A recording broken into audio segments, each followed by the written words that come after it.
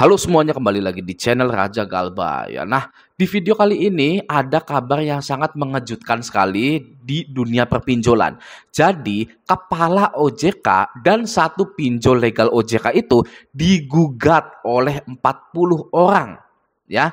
Alasan penggugatannya itu memang belum jelas gitu ya, tapi gugatannya itu sudah terdaftar di pengadilan negeri gitu ya. Nah, mari kita baca beritanya ini ya. Ini sudah saya screenshotkan satu-satu. Nah, ini dari Finansial ya. Jadi di sini ada judulnya profil pinjol iGrow anak usaha link aja yang digugat 40 orang di PN Jakarta Selatan. Jadi pinjol legalnya yang digugat itu adalah pinjol iGrow. Oke? Mari kita baca sebentar beritanya. Nah, di sini ya. Laman resmi Sistem Informasi Penelusuran Perkara Pengadilan Negeri SIPPPN Jakarta Selatan terdapat gugatan terhadap PT iGrow Resource Indonesia dari 40 penggugat. Perkara ini terdaftar nomor 507 sekian ya, yang didaftarkan pada Senin 5 Juni 2023. Oke, selain menggugat iGrow, dalam perkara ini turut menggugat Ketua Dewan Komisioner Otoritas Jasa Keuangan, Asosiasi Fintech Pendanaan Bersama Indonesia, dan Menteri Komunikasi dan Informatika Republik Indonesia Menkominfo. Jadi tidak hanya pinjolnya saja yang digugat, ya, kepala OJK-nya, lalu AFPI-nya, dan Menteri Komunikasi Informatika Republik Indonesia Menkominfo-nya juga digugat oleh 40 ya. Ini 40 orang. Ya, kita lanjut dulu beritanya, oke? Namun demikian, informasi yang terjadi dalam laman SIPPPN Jakarta Selatan belum menampilkan nilai sengketa dan petitum. Ya, petitum belum dapat ditampilkan. Demikian informasi yang dikutip pada Kamis sekian gitu ya. Nah, sekarang kita baca di berita yang ini ya. Nah, di sini Asosiasi Fintech Pendanaan Bersama Indonesia atau FPI buka suara terkait gugatan yang dilayangkan 40 lender platform peer-to-peer lending pertanian PT iGrow Resource Indonesia atau iGrow gitu. Nah, jadi 40 lender atau 40 investor inilah yang menggugat PT iGrow, OJK, dan AFPI. Ya, dan juga Menkominfo gitu ya, kalau nggak salah Kominfo gitu ya. Oke, lanjut. Pasalnya AFPI merupakan asosiasi yang menaungi pemain fintech P2P lending termasuk iGrow yang terdaftar di AFPI gitu ya. Nah, Direktur Eksekutif AFPI Kuseriansyah mengatakan bahwa hingga saat ini asosiasi belum menerima surat panggilan terkait layangan gugatan tersebut gitu ya. Dia bilang, kami cek ya gugatan 40 lender iGrow sejauh ini masih belum terima surat panggilan, kata Kus kepada bisnis gitu ya. Nah, kita baca lagi di sini ya. Rencananya sidang pertama yang diajukan 40 orang penggugat itu dijadwalkan pada 28 Juni 2023 pukul 10 WIB. Namun demikian, informasi yang terjadi dalam laman SIPPPN Jakarta Selatan belum menampilkan nilai sengketa dan petitum gitu. Jadi nanti di tanggal 28 Juni 2023 loh, bukannya ini itu ya Lebaran ya.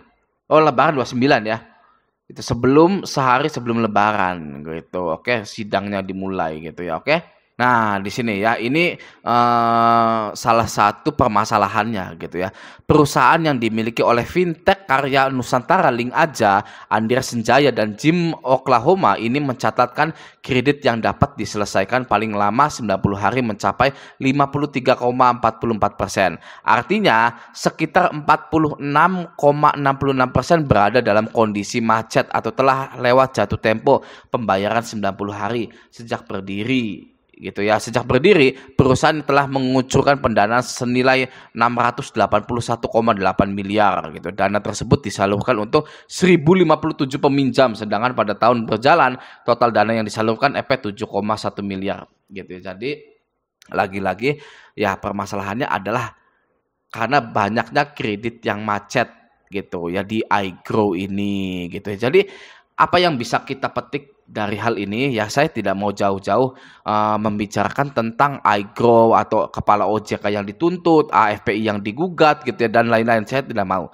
Masih mending kita nanti tunggu saja sidangnya gitu ya. Sidangnya hasilnya bagaimana gitu. Tapi hal yang bisa kita ambil atau yang bisa kita pelajari dari hal ini adalah ketika banyaknya nasabah yang gagal bayar di satu pinjol, maka pinjol itu tidak bisa mengembalikan uang kepada para investornya, gitu ya.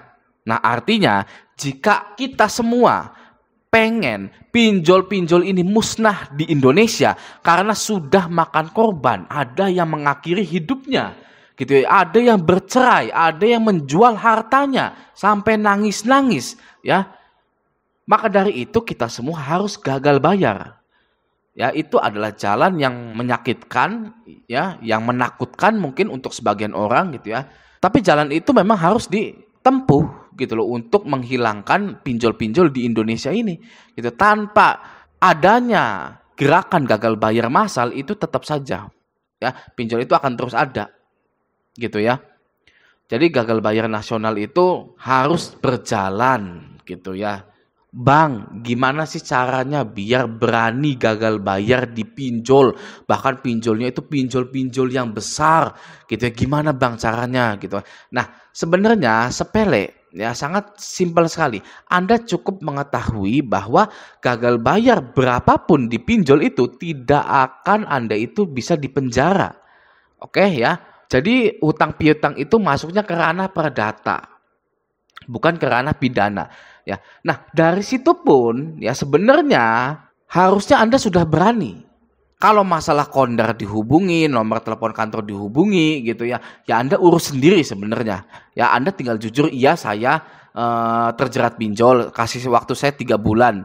Ya, saya akan menyelesaikannya. Jika ada yang telepon lagi menanyakan kepada saya tentang hutang piutang saya, gitu ya, anggap saja atau bilang saja tidak kenal dengan saya, gitu ya, atau sudah resign, gitu, atau kalau di kondar Anda bilang saja nggak kenal, gitu loh. Oke, nah sebenarnya seperti itu, ya. Jadi ya kita nanti lihat lagi babak baru dari penggugatan 40 investor ini ke pihak iGrow, pihak OJK, dan pihak AFPI, dan juga Kominfo, gitu ya. Hasilnya apa kita nanti bisa melihatnya di tanggal 28 Juni atau lewat, gitu ya. Mungkin setelah Lebaran Idul Adha juga, gitu. Oke ya. Nah, semoga video ini bermanfaat. Sampai jumpa di video selanjutnya.